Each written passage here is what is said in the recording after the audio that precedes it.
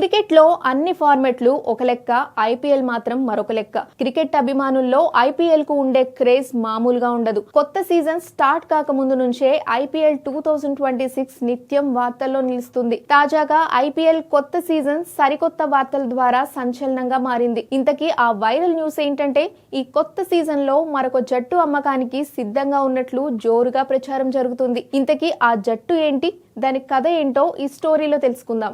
IPL లో ఎంతో మంది అభిమానులను సొంతం చేసుకున్న రాజస్థాన్ రాయల్స్ జట్టు చేతులు మారనున్నట్లు జోరుగా ప్రచారం జరుగుతుంది. ఇప్పటికే ఈ ఏడాది ఐపీఎల్ విజేత రాయల్ ఛాలెంజర్స్ బెంగళూరును అమ్మకానికి పెట్టిన సంగతి తెలిసిందే. తాజాగా రాజస్థాన్ రాయల్స్ జట్టు అమ్మకానికి రాబోతున్న ప్రముఖ పారిశ్రామికవేత్త హర్ష్ గోయంకా చేసిన పోస్ట్ వైరల్ గా మారింది. హర్ష్ గోయంకా తన ఎక్స్ ఖాతాలో ఒక పోస్ట్ చేశారు.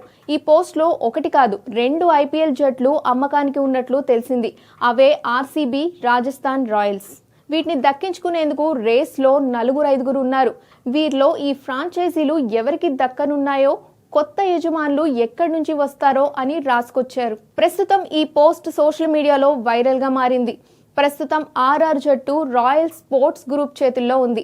ఈ ఫ్రాంచైజీలో కంపెనీకి 65% వాటా ఉంది. ఇటీవల ఆర్సీబీ ఫ్రాంచైజీ యజమాని అయిన డియాజియో కంపెనీ ఈ ఐపీఎల్ జట్టును అమ్మడానికి పనులు ప్రారంభించిన సంగతి తెలిసిందే. ఈ మేరకు Diageo company Bombay stock exchange కు సమాచారం కూడా ఇచ్చినట్లు తెలుస్తోంది. ఈ కంపెనీ ఆర్సీబీ ఫ్రాంచైజీలో పెట్టుబడి పెట్టే వారి కోసం చూస్తున్నట్లు, ఈ ప్రక్రియ వచ్చే ఏడాది మార్చి 31 నాటికి పూర్తి కానున్నట్లు తెలిపింది.